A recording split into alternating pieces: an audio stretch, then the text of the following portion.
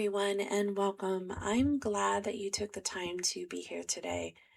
If you're listening to this, you're likely someone who holds space for others: therapists, counselors, social workers, case managers, community healers. And right now in the United States, holding space is not a neutral act. It's happening against a backdrop of instability, fear, and a collective nervous system that's running hot. Today, we're going to talk about something that many helping professionals are quietly struggling with: how to manage your own emotional load while supporting others through fear, uncertainty, and distress. We'll explore the invisible weight helpers carry, work through a somatic reset you can use at any time, discuss skills for staying steady without shutting down while you're working with a member or client. Engage with a compassion practice for those most impacted, and a recentering process to bring you back to yourself.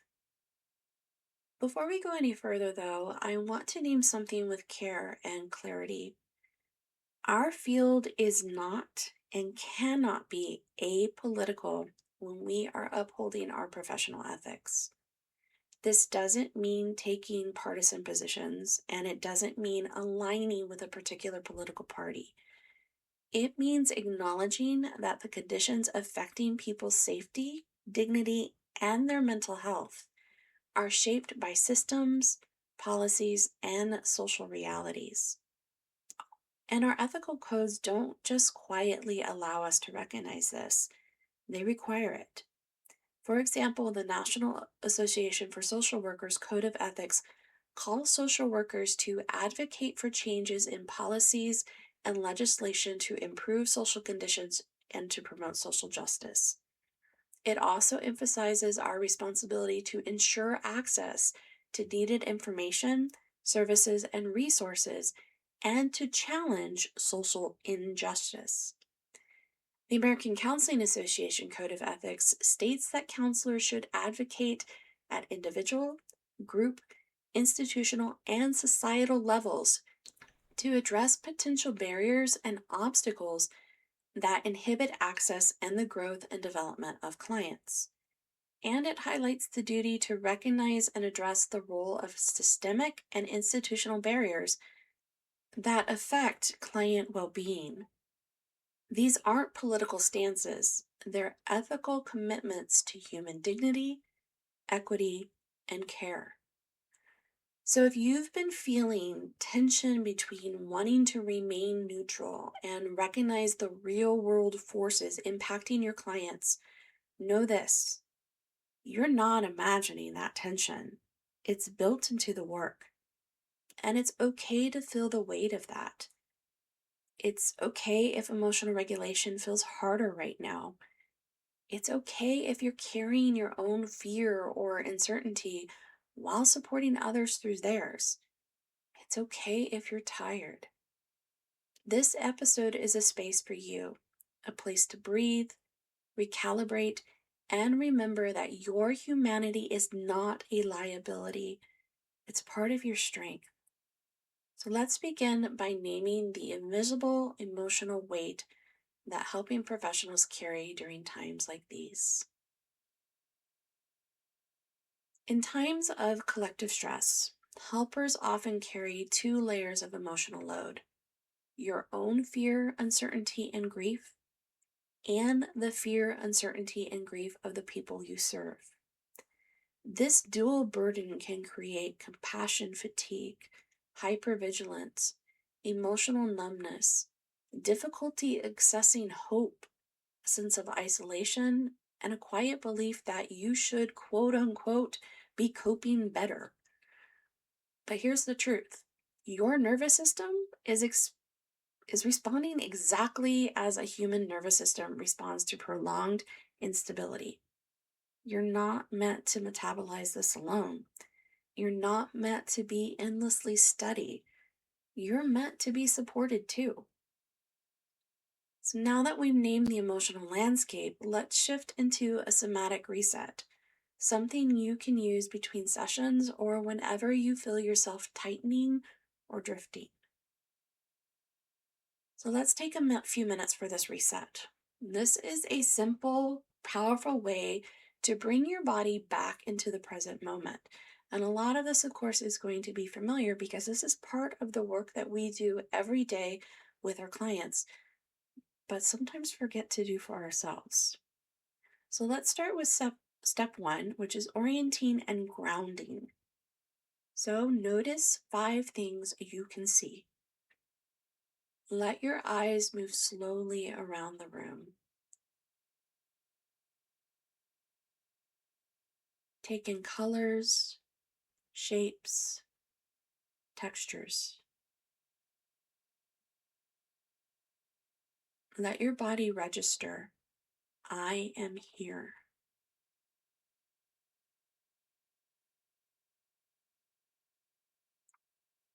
Notice 4 things you can touch.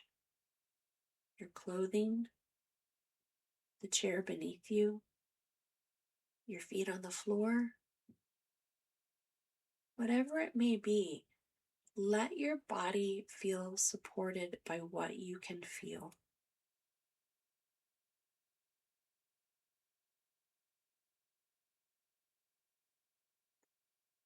Notice 3 things you can hear. Maybe it's the sound of my voice, the hum of a fan, traffic, your own breath. Whatever the sound, let it anchor you.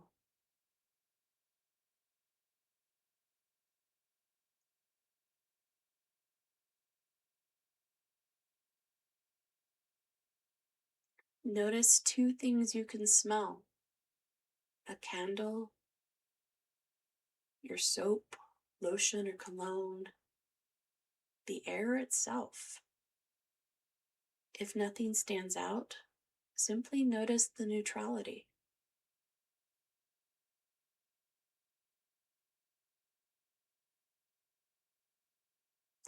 Now notice 1 thing you can taste. Take a sip of that ever-present drink on our desk. Notice the lingering flavor in your mouth, or simply the sensation of your tongue resting. Let your body take in the message. I am in this moment. I am safe enough right now. Step 2 of our somatic reset is unclenching the body. We are all very well aware of the fact that we hold tension in multiple places in our bodies. And most of that is typically in our upper body, our shoulders, our neck, even in our faces. But everybody holds their tension a little differently. So I'm going to give several examples, but I want you to unclench areas that you also notice need to be unclenched. And sometimes unclenching the body may also involve a simple body scan to notice where that tension is. But we'll just start off with by softening your jaw.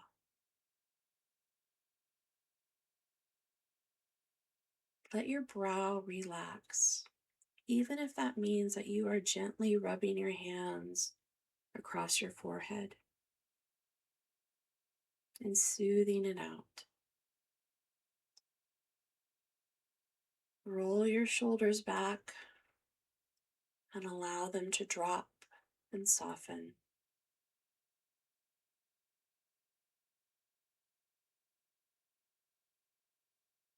Flex your fingers, wiggle your toes.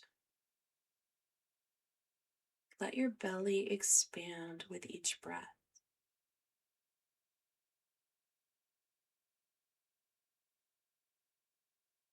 And again, allow yourself to unclench anything else that feels tense in your body in this moment now.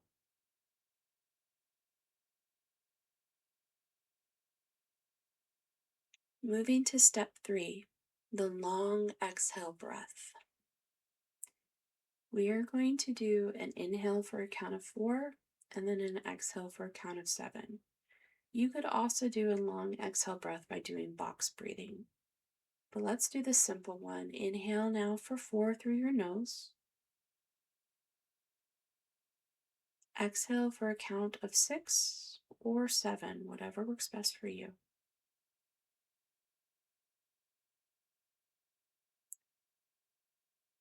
All right, once more, inhale for 4. Exhale for 6. Let the exhale be your anchor. And one last time, inhale for 4. Exhale for 6.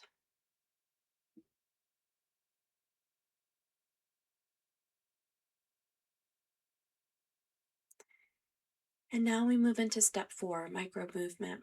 I was actually talking about this the other day with one of my staff that I provide supervision for, and we were talking about how our smartwatches often, trigger us to move and do that. And we both were kind of like, we think we move a lot during the day, but we really don't, especially with the type of work that we do. We're pretty sedentary.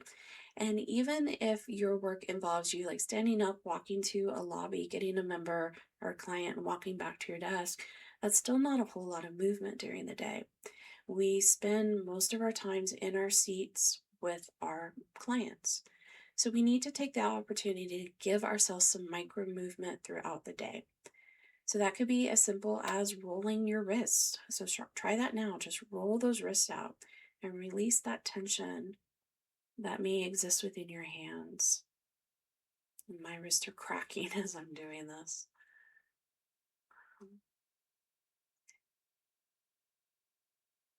If rolling hurts your wrists, maybe you have carpal tunnel like I do, move your hands like you're conducting an orchestra. It's that soft wave back and forth. All right, now lift your legs slightly and circle your ankles. Same thing.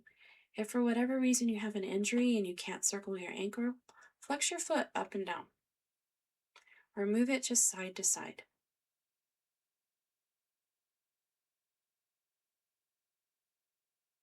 All right, now let's go ahead and stretch our arms up overhead.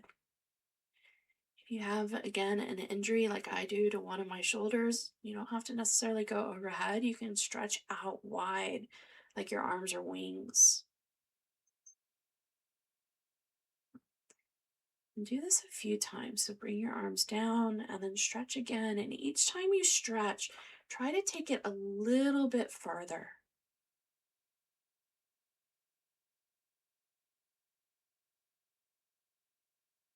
Right? Notice any other place in your body that feels the need to move right now. Maybe you feel the need to stand up. Go ahead and do so. Do you feel the need to roll your neck or roll your shoulders? Do you feel the need to open your jaw wide and maybe, again, release some of the tension that is in there? Do you feel that need to twist in your seat? Whatever it may be, let your body complete the stress cycle in small, doable ways by adding these micro movements.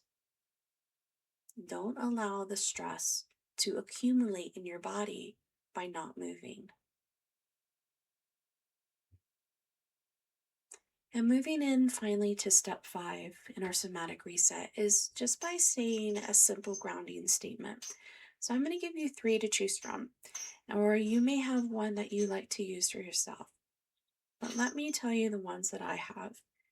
First off, being I can meet this moment one breath at a time. Let me repeat that. I can meet this moment one breath at a time. Another example. I don't have to hold everything at once. I'll repeat that again. I don't have to hold everything at once. And lastly, I am allowed to be human while I help others. I am allowed to be human while I help others. So choose one of those three or one of your own that helps ground you and let it settle.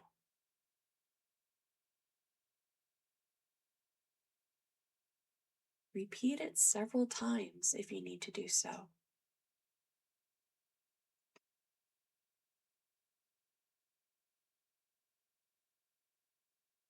Right. Now, before we move into practical skills, I want to offer a brief reflection to help you reconnect with your ethical center, not as pressure, but as orientation. So place one hand on your chest or on your belly or on both, whichever feels most comfortable.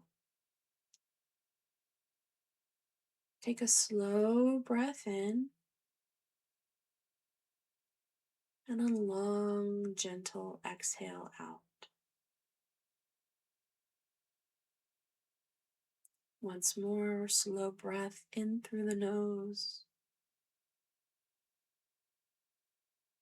and that long exhale out.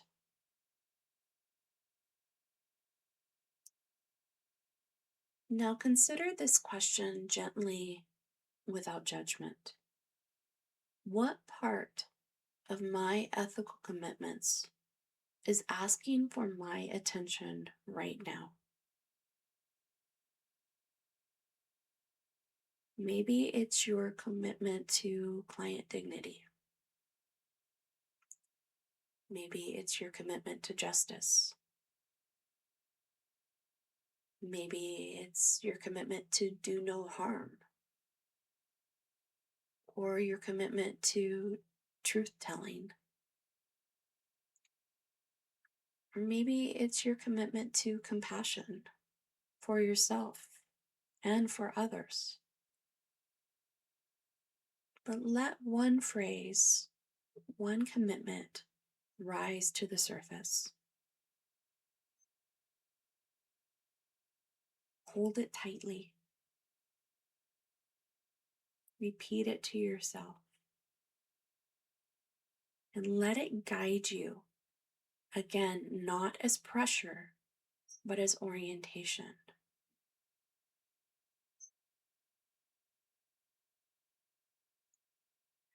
With your body a bit more settled and your ethical compass gently in view, let's explore some additional skills that can help you stay steady while supporting others.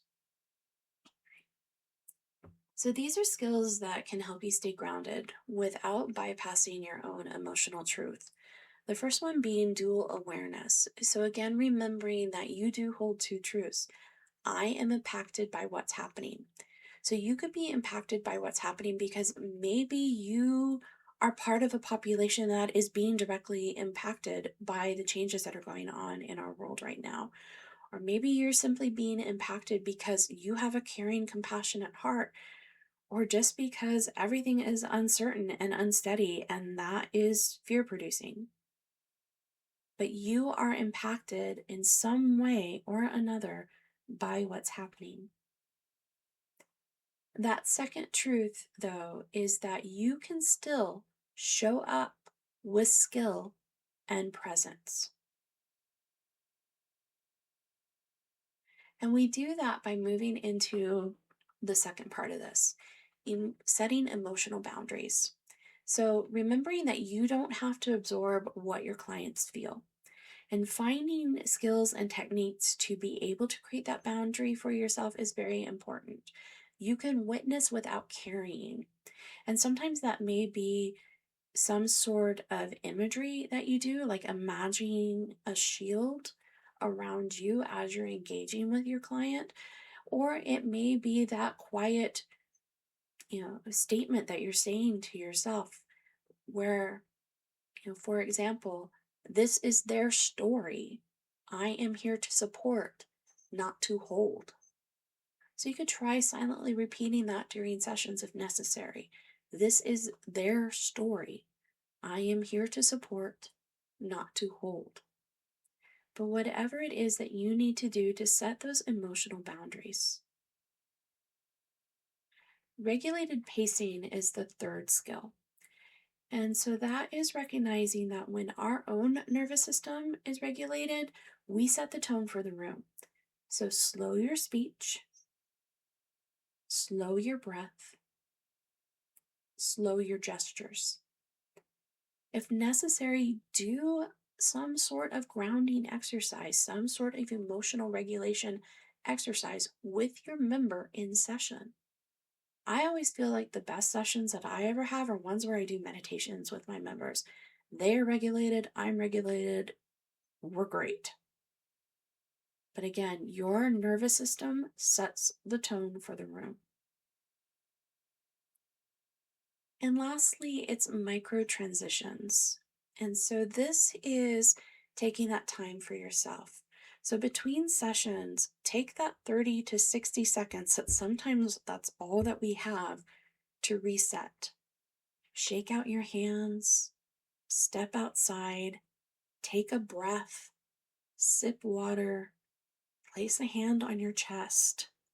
Whatever it may be, these tiny resets prevent emotional accumulation.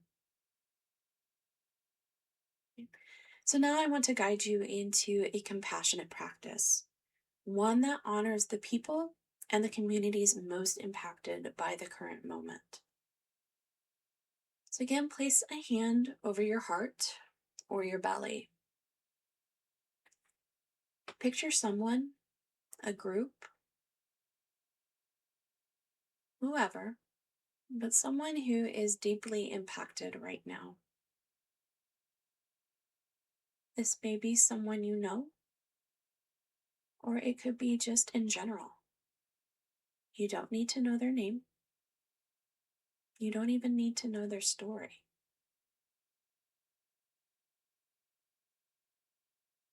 Hold them in your mind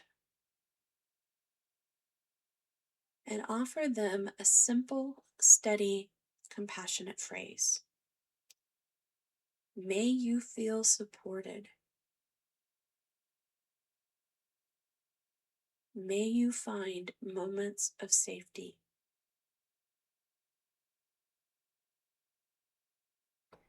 May you be surrounded by people who care. May you have what you need to endure this moment. You are not fixing. You are not rescuing. You are acknowledging their humanity and your own. And now I want to flip that, a compassionate practice for yourself. That second truth, remember, that you are impacted by this as well. So offer those simple, steady, compassionate phrases to yourself. May I feel supported. May I find moments of safety. May I be surrounded by people who care. May I have what I need to endure this moment.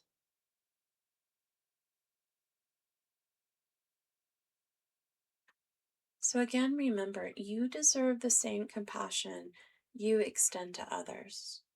So here are a few reminders. You are allowed to set limits.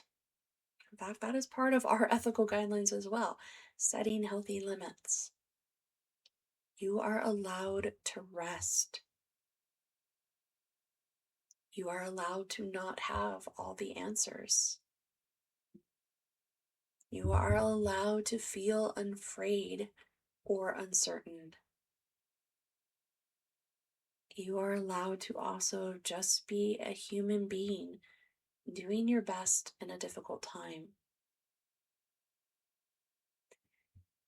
And I also want to name something that often gets overlooked when helpers are overwhelmed, especially for those of us who work independently or who are independently licensed. Supervision is not just a professional requirement, it's a form of care. So supervision can be a place to metabolize the emotional residue of your work, a space to reality check your internal narratives, a container for exploring countertransference without shame, a buffer against isolation, and a reminder that you don't have to navigate ethical complexity alone. Good supervision helps you reconnect with your clinical judgment, identify when you're carrying more than your share, differentiate your emotional material from your clients, remember your values when the world feels chaotic, and stay aligned with your ethical commitments without burning out. If you're feeling stretched thin, supervision can be a stabilizing force, not because it fixes everything, but because it gives you a place to be held, witnessed, and supported in your role. You don't have to be endlessly self-contained. You don't have to process everything on your own. You're allowed to lean on the structures that exist to support you. Your work matters. Your presence matters. Your well-being matters. If you're like me and you're no longer receiving supervision because you're independently licensed, or maybe you are working in a private practice, there are still ways to stay supported, grounded, and ethically aligned.